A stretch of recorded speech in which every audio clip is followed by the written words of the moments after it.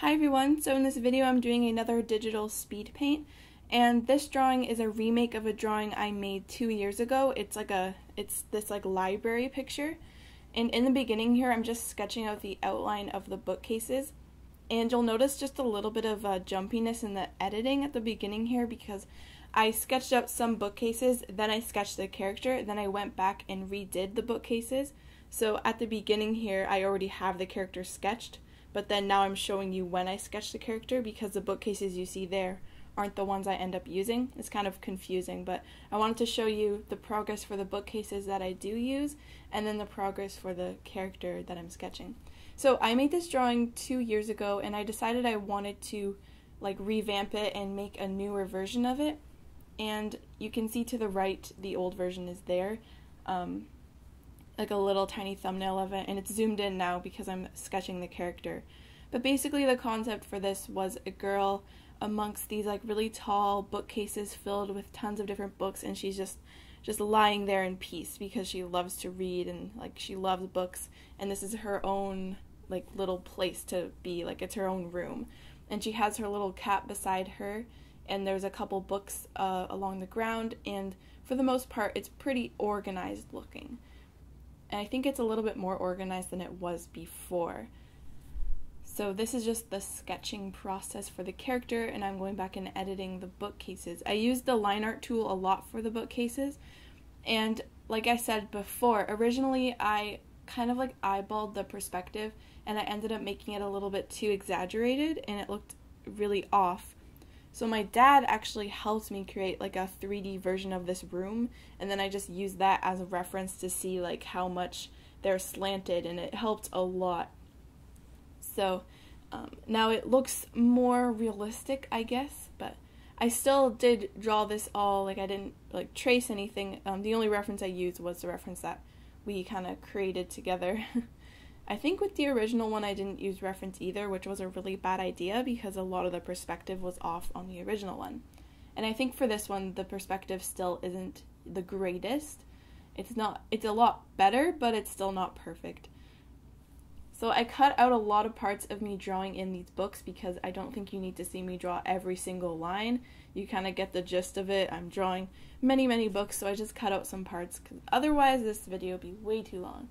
And I think I forgot to record the part where I colored in the bookshelf there, because suddenly it's just colored in, but I couldn't find the footage where I colored it in, but I just blocked in a solid color, and I had the background color there all along. I just made it visible, and I guess I colored the bookshelf off camera. But now I'm just doing the base colors, so that's kind of my process. I'll have the sketch, and then for characters anyway, and then I'll do the base color below the sketch, and then set the sketch to multiply and maybe change the color of the sketch, and then I paint over top of that layer, or I merge it all together and paint within the same layer. The hardest part for this drawing was definitely the background. I wanted to get it done first so that I had the fun part left at the end, and since the main focus of this drawing are the bookshelves, most of the detail went into those. They just look detailed because there's a lot of books, but the shading isn't really that detailed, and I think the original bookshelf looks a little bit better than this one, but I couldn't quite figure out how to make it look that way while still doing different hues for the shading. I didn't want to shade with just darker versions of the same color. I wanted to shade with other colors. I shaded a lot of the reds with purples and blues, and a lot of the greens with browns, and it's good to mix your colors all together like this because it makes everything look a lot more vivid, and it gives it a lot more dimension. And I struggled a lot making these books leaning against the bookshelf look correct, in regards to perspective. I don't think they are, there are some that are on the ground that don't look quite right to me, but I think they look convincing enough. In the original picture, I had a big stack of books next to her, but that just looked really odd, and I didn't draw it properly, so I wanted to do neater stacks. Maybe would have given it a bit more character if I did the messier stack of books, but I honestly didn't know how to show that with the perspective I was using. And another thing for this drawing is that the light is kind of coming from the ceiling. I imagine there being a skylight in the ceiling, and then there's this spotlight of light shining down. I did that in the end though, so you'll see that at the end of this video. So I actually did have a lot of fun shading in all these books, just because I had a lot of fun with the color of the paper that I chose and just mixing together all the colors to create the cover of the book. And I really enjoyed coloring the pages too. I think those were one of my favorite parts. And then once I got to the bookshelves, I was completely unmotivated to finish it. Like, I was going to finish it, I just didn't want to work on it because it's such torture, just coloring in each book. Just, oh my gosh. That's why it took me so long to finish this. I don't know how long it was between the time I started and the time I stopped, but in total, I think this was around 20 hours, but I don't know how much I spread that over. I think it's been at least 3 weeks that I spread all of this over. It definitely took a lot longer than it should have. Yeah, I'm not very fast at complicated backgrounds like this. And I even took shortcuts when coloring the books. I just used like multiply and different kinds of darkening layers, and I just colored them all with the same color. I think I used like a bluish color for a lot of the shading. And the lighting, I tried to make it kind of bluish. And then I realized the two bookshelves that are kind of on either side, like the two far ends, I made all the lines way too close together, so it looked like there were way more books on those shelves than the front-facing shelves, like the three main shelves. So I had to go in and delete a bunch of the lines and then recolor it. And basically what I did is I just took a book color, I would color in the whole row of books, and then I would preserve the opacity, and then I would just change the color of each individual book. And I tried to like make everything balanced, so I only used blues, turquoise, green, and red. So if you are interested in seeing the original Speedpaint, the old version of this that I made 2 years ago, I'll put it in the description. But if you want to continue watching this one, you can. Now I'm just adding the little gold detailing on the back of the books, which was really fun at first, and then it got really repetitive and tedious to try to think of new designs and like where to place them so that it didn't look too much in one area or too little in the next area. So that is pretty much all I have to say for this drawing. It's kind of a longer video because I do have 20 hours of footage from this, so I had to speed it up quite a bit and cut out some parts.